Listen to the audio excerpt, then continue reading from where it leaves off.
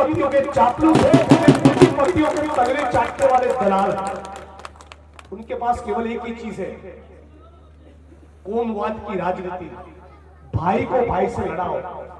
मैं लाडलू की धरती से नरेंद्र मोदी को चैलेंज करता हूं, आइए यहां पर और हिंदू मुस्लिम, मंदिर मस्जिद और भारत पाकिस्तान, ये 6 शब्दों का प्रयोग नहीं करना है और फिर चुनाव जीत के बताइए। चलिए, ये हमारा चैलेंज है।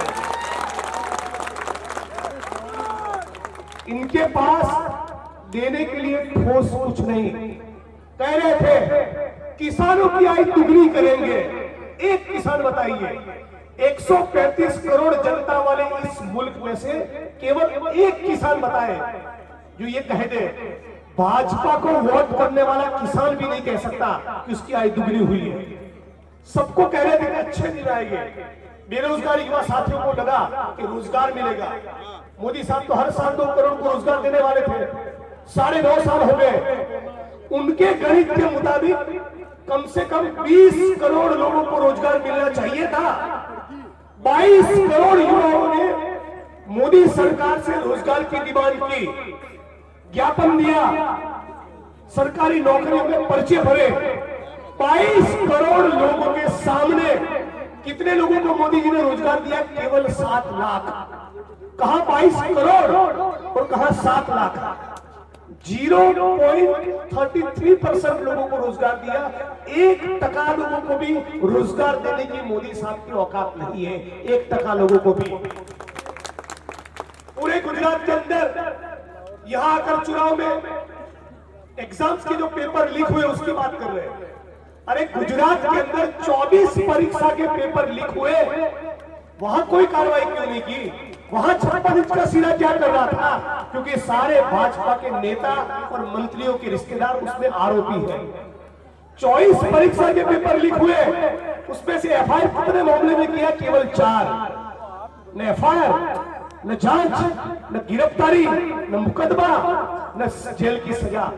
और दूसरी तरफ डंके की चोट पर हम लोग कह सकते हैं स्वतंत्र भारत के इतिहास का पेपर लीक के खिलाफ का सबसे सख्त कानून किसी ने बनाया हो, आजीवन कारावास की सजा उसमें हो सकती है, तो अशोक गहलोत की सरकार ने बनाया है। महिलाओं के बारे में बात करते हैं।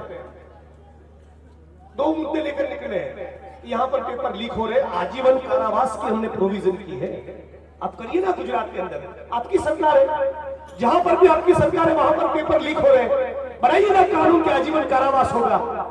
उनको उसकी कोई चिंता नहीं। महिला उत्पीड़न के बारे में बात करते हैं। मैं आपको बताना चाहूंगा, मंच पर उपस्थित सभी साथी और पहली पंक्ति से लेकर आखिरी पंक्ति तक जहां तक मेरी आवाज जा रही है, इनका चरित्र समझिए। मैं भी न्यूज चैनल की डिबेट में था, न्यूज 18 में, वहां पर मैंने बात रखाया। मोदी साहब के गुरु का नाम है गुरु गोलवलकर। मेरी आवाज आ रही है पीछे? मोदी साहब के गुरु का नाम है गुरु गोलवलकर, आरएसएस के। और उन्होंने 1960 में अहमदाबाद की गुजरात यूनिवर्सिटी के समाज विज्ञान विभाग में एक लेक्चर दिया था, भाषण किया। और आरएसएस के मैगजीन ऑर्गेनाइजर में 2 जनवरी 1961 को वो छपा है। उन्हीं का नेता, उन्हीं का वक्ता और उन्हीं का अखबार। मैं अपने घर की बात नहीं जोड़ूंगा। क्या लिखा है उसके अंदर? मोदी साहब के गुरु गोलवलकर ये कहते हैं कि किसी जमाने में भारत में ऐसी परंपरा हुआ करती थी, हमारे पुरखों ने, बाप दादाओं ने ऐसी परंपरा बनाई थी।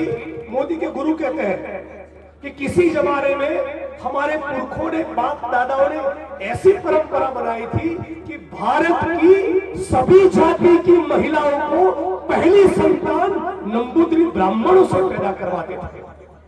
आप सोचिए, पूरी जिम्मेवारी के साथ कह रहा हूं।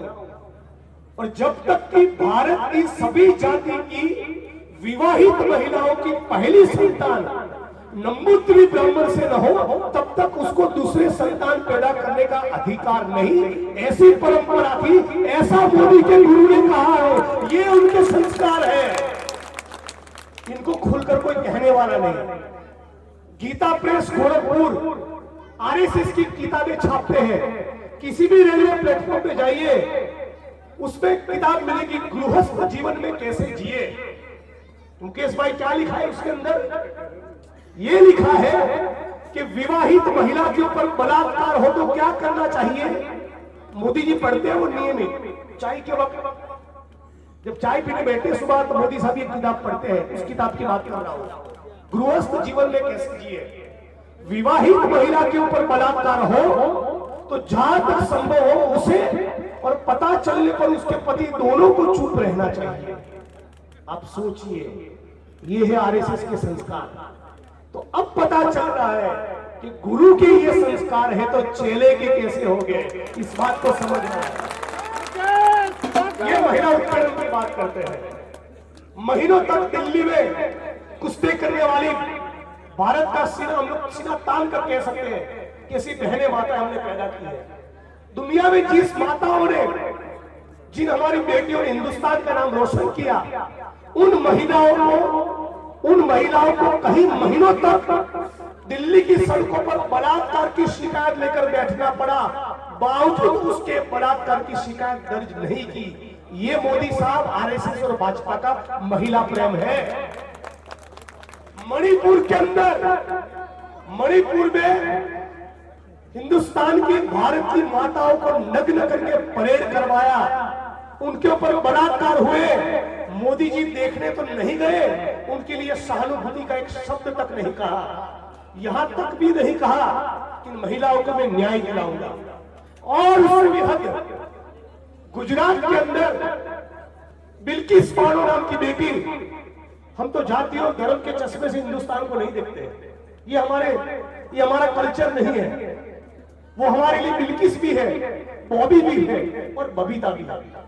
उस बेटी के ऊपर, उसकी उम्र 19 साल थी, 19 साल की गुजरात की बेटी के ऊपर सामूहिक बलात्कार हुआ। और वो 19 साल की बेटी प्रेग्नेंट थी, उसके पेट में बच्चा था।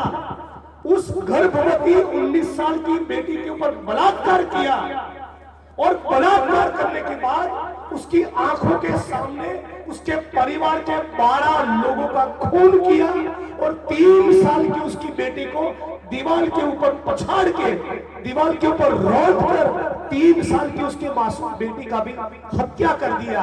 पूरा मामला सुप्रीम कोर्ट में गया। सुप्रीम कोर्ट ऑफ इंडिया ने कहा कि इसको आजीवन कारावास होनी चाहिए, आखिरी सांस ले तब तक इन नालायकों को जेल में रखो। क्या किया मोदी साहब ने? क्या किया? राम का नाम लेने वाले, हिंदू धर्म के नाम पर राजनीति करने वाले भारत के गद्दारों ने इस बिल्किस बानो नाम की गुजरात की बेटी के बलात्कारियों को जेल से छोड़ा। और जेल की रिहाई के वक्त पूरी भाजपा की टीम ढोल नगाड़े, अबीर गुलाल के उसकी स्वागत सम्मान के लिए गई और हाथ में लड्डू खिलाए। आप सोचिए, ये लोग महिलाओं की बात करते हैं, ये उनके संस्कार है। यहां तक कि पूरी जिम्मेवारी के साथ कह रहा हूं, भाजपा के नेता रंग रैलियां मना पाए, भाजपा के नेता नाबालिग बेटियों के साथ खिलवाड़ करें, उसके लिए मेघालय भाजपा के उपाध्यक्ष ने एक फार्म हाउस बनाया था और वहां से 72 लोगों की गिरफ्तारी हुई और हमारी देश की पुलिस ने उसमें 18 साल से कम आयु की 6 बच्चियों को रिकवर किया। वहां से 6 बच्चियां मिली। आप सोचिए, और ये कहते हैं बेटी बचाओ, हम भी कहते हैं भाजपा से बेटी बचाओ। मैं यहां तक कहता हूं, यदि यहां पर खड़ा हुआ कोई भी व्यक्ति भाजपा को वोट देना चाहता है, वो उसकी स्वतंत्रता का विषय है, लेकिन पूरी जिम्मेवारी के साथ कह रहा हूं, भाजपा के किसी भी कार्यालय में अपनी बेटी को जाने मत देना। इस बात का संकल्प कर लीजिए। ये लोग बहुत ही खतरनाक है। ये चाहते हैं कि शूद्रों का, दलितों का और महिलाओं का 3000 साल पहले जो शोषण होता था, आज भी उसी प्रकार से शोषण किया जाए। ये न हिंदू के है न मुसलमान के, ये अपने बाप के भी नहीं है। ये केवल सत्ता के संपत्ति के हैं।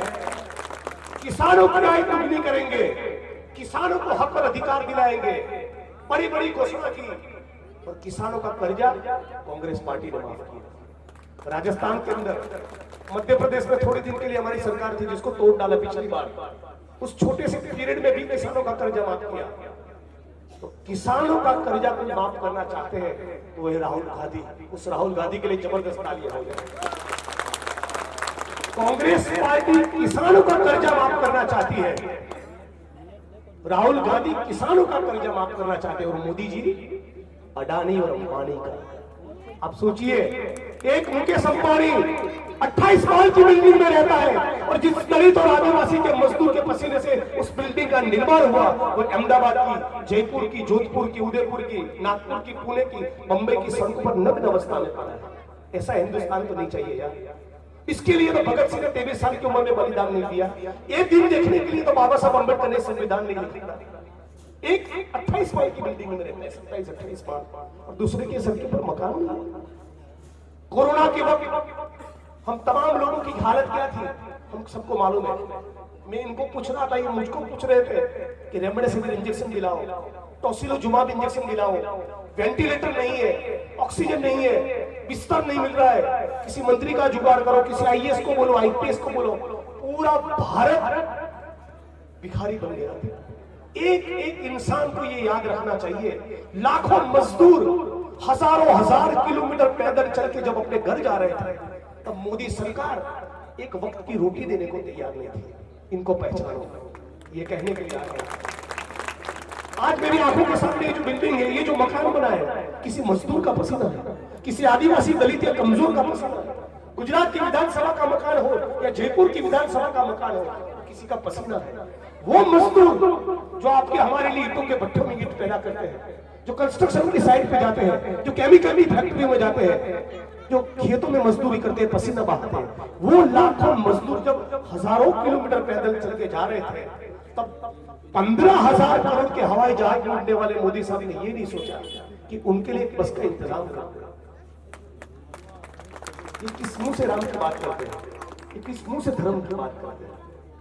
साथियों, कोरोना के 15 महीने के दौरान आपको जानकर हैरानी होगी, मोदी साहब के दोस्त गौतम अडानी की संपत्ति कितनी बड़ी? 4 लाख करोड़। 400 करोड़ नहीं, 4,000 करोड़ नहीं, 40,000 करोड़ नहीं, कितना? 4 लाख करोड़। यदि आप महीने के 20,000 बड़ी मुश्किलों से कमा रहे हैं, तो 20 का 30 होने में कभी कभी 10 साल लगता है।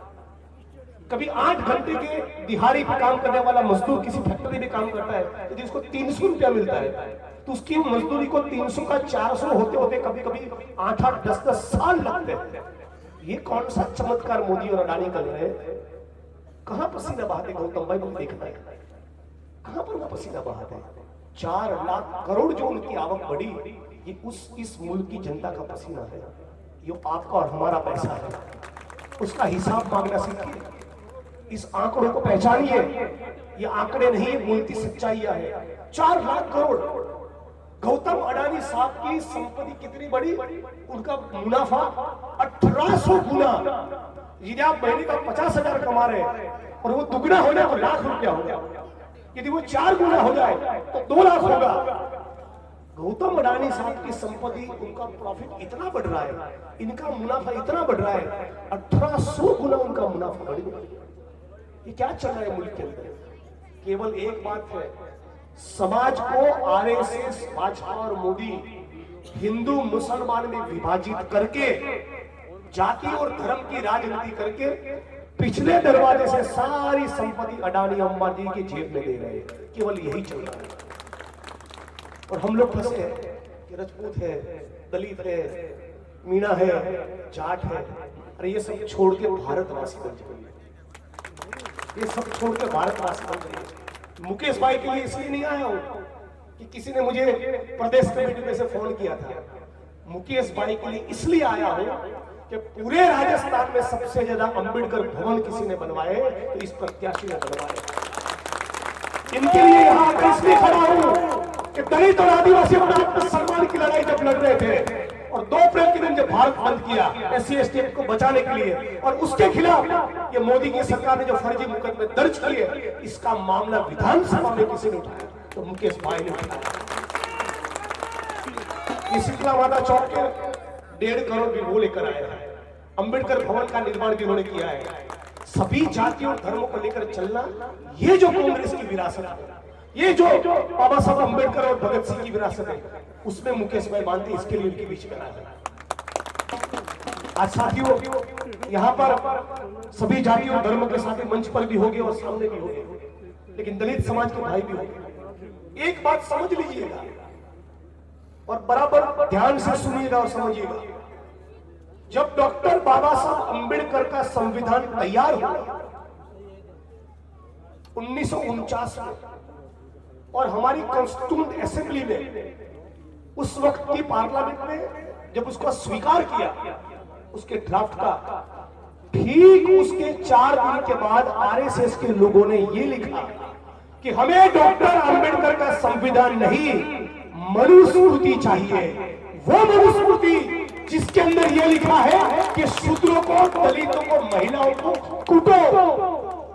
ये मनुस्मृति जिसके अंदर यह लिखा है कि यदि शूद्र समाज का व्यक्ति बराबरी की बात करे तो उसकी जंगा को इस प्रकार से चीर दो कि न जी पाए न मर पाए। इस मनुस्मृति की बात करते हैं, संविधान उनको नहीं चाहिए। मैं पूरी जिम्मेवारी के साथ कहता हूं, RSS और भाजपा को सबसे ज्यादा किसी से नफरत है तो वो है भारत का संविधान और डॉक्टर भीमराव बाबा साहब अंबेडकर से। और इसीलिए हमारी जिम्मेवारी बनती है कि हर कीमत पर भारत के संविधान को बचाना है। समझ लीजिएगा, मैं यदि कल को अपनी पॉलिटिकल पार्टी बनाऊं और यहां से पर्चा भरूं तो ज्यादा से ज्यादा क्या होगा? इनको 5000 वोट मिलेगा तो हम 15000 मिलेगा, लेकिन जीतेगा कौन? RSS और भाजपा। दुश्मन को जिताना नहीं है कीमत पर। ये मैं इशारों में बहुत कह गया, समझ लीजिएगा। ये सीट पे एक एक युवा का, एक एक दलित का वोट केवल कांग्रेस के सिंबल पर पड़ना चाहिए। यदि किसी ने भी गलती किया और यहां वहां भटके तो उसका सीधा मतलब यही होगा कि आप भाजपा को फायदा करवा रहे हैं। तो बेहतर है कि वहीं चले जाओ, तो हमको भी कंफ्यूजन न रहे, तुमको भी न रहे। सही कह रहे हैं। जब भारत के संविधान के ऊपर खतरा है, लोकतंत्र के ऊपर खतरा है, जब ऊना में गाड़ी के साथ बांधकर 4 दलितों को पीटा जा रहा है, जब सहारनपुर में घर जलाए जा रहे हैं, जब दिल्ली की सड़कों पर संविधान की कॉपी को जलाया जा रहा है, जब रविदास के मंदिर को तोड़ा जा रहा है, जब बीमाखोरी का उन्हें फर्जी मुकदमे में डॉक्टर बाबा साहब अंबेडकर के परिवार के दामाद को नक्सलवादी बोलकर जेल में डाला जा रहा है, जब आपके इस बेटे को बिना कोई कारण आसाम की जेल में 2500 किलोमीटर दूर डाल दिया, तो आपको कुछ तो जवाब देना चाहिए ना। इन RSS और भाजपा वालों का तंबू उखाड़ कर फेंको, इनकी छुट्टी करो लाडनों से। इनकी हिम्मत नहीं होनी चाहिए कि दलित विस्तार के अंदर दलित इलाकों में आकर वोट मांगे। वोट मांगने के लिए आए तो लाडनों के एक एक व्यक्ति को यह पूछना चाहिए कि मोदी साहब के गुरु गोलवलकर ने ये जो लिखा है महिलाओं के बारे में, उस पर क्या कहना है? ये सवाल पूछो। इतने खतरनाक इनके संस्कार हैं। तलवार एक त्रिशूल आपको और हमारे बीच में बांटेंगे और अमित शाह के बेटे को BCCI के चेयरमैन बनाएंगे। गजब बात है। आपको भाई से भाई को लड़वाने के लिए तलवार और त्रिशूल बांटेंगे। अरे अमित भाई, अपने बेटे जय शाह को बजरंग दल का प्रमुख बना दो ना, राष्ट्रीय प्रमुख। यू क्या कर रहा है? उसको BSP में बिठा दो, RSS का जिम्मा दो, बजरंग दल की बजरंग सेना में लगा दो। नहीं, तलवार और त्रिशूल आम जनता के बेटों को जयपुर की सेंट्रल जेल में जाने के लिए देंगे और खुद का बेटा और दामाद लंदन में पढ़ाई करेगा। खुद का बेटा और बेटी करोड़ों अरबों में खेलेंगे और आपको और हमको धर्म के नाम पे लड़वाने के लिए तलवार और त्रिशूल आवंटित करेंगे। मैं कहना चाहता हूं, मुकेश भाई एक ऐसा साथी है जो तलवार और त्रिशूल आवंटित नहीं करेगा, वो कलम और किताब आपके बीच में लेकर आएगा, संविधान की कॉपी लेकर।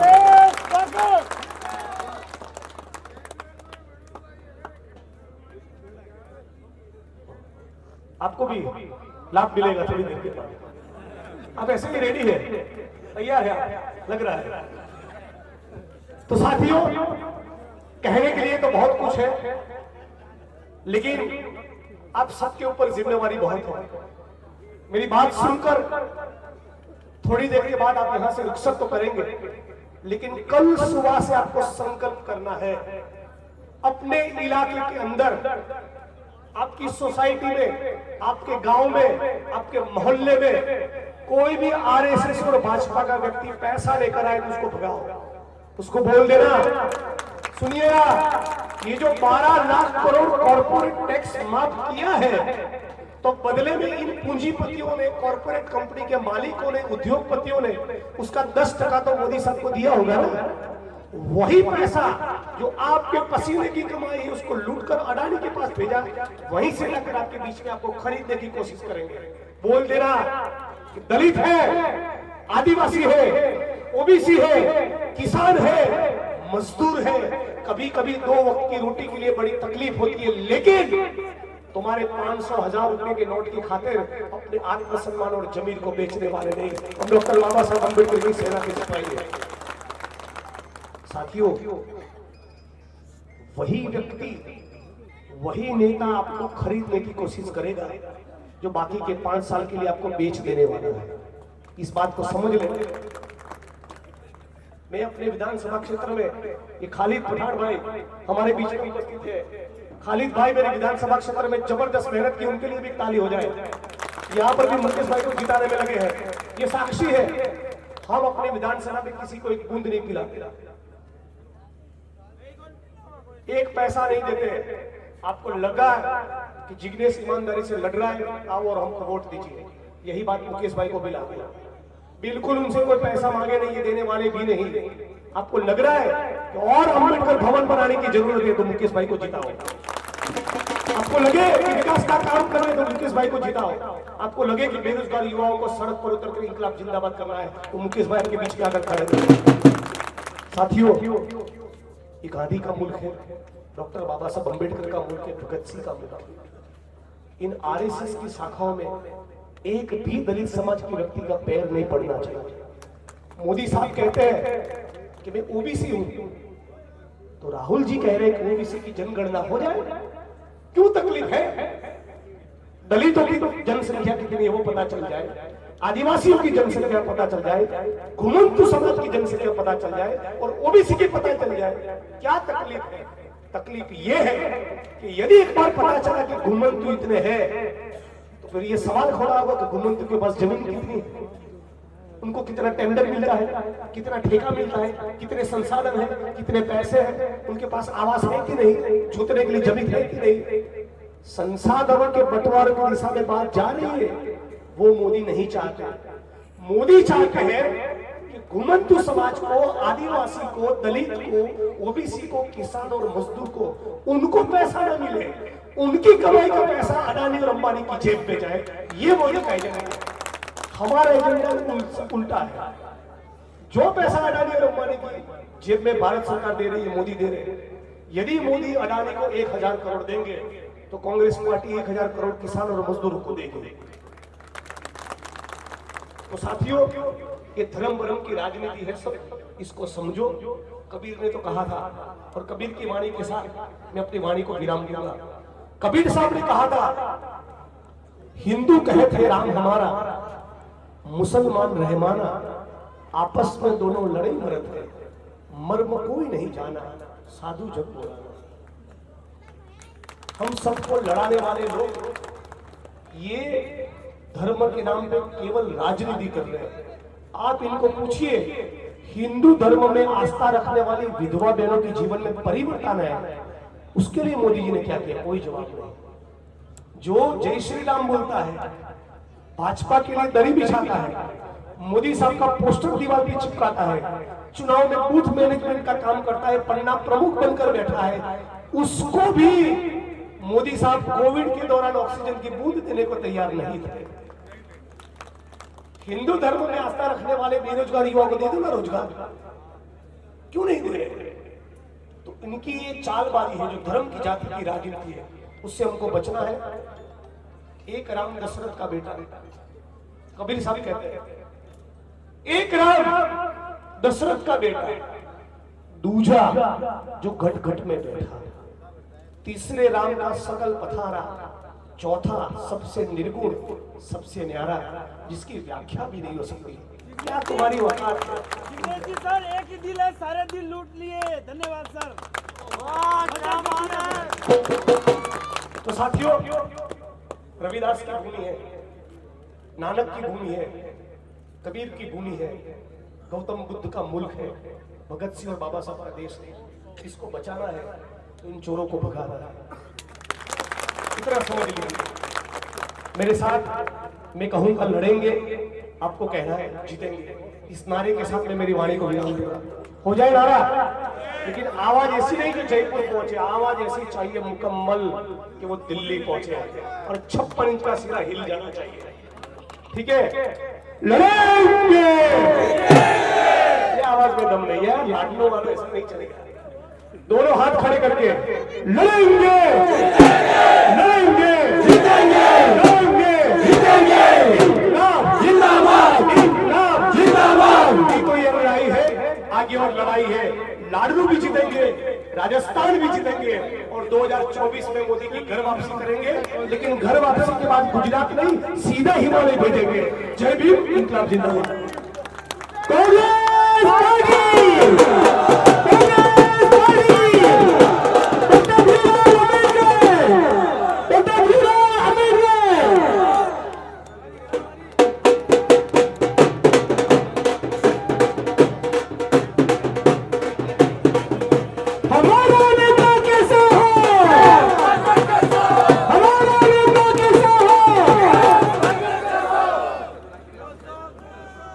सभी बंधुओं को सूचित किया जाता है कि वार्ड नंबर 37 में अभी एक विशाल आम सभा का आयोजन 21 तारीख को किया जाएगा। सॉरी, इसमें आप सभी की भागीदारी अति आवश्यक है। कृपया पधारें। 21 तारीख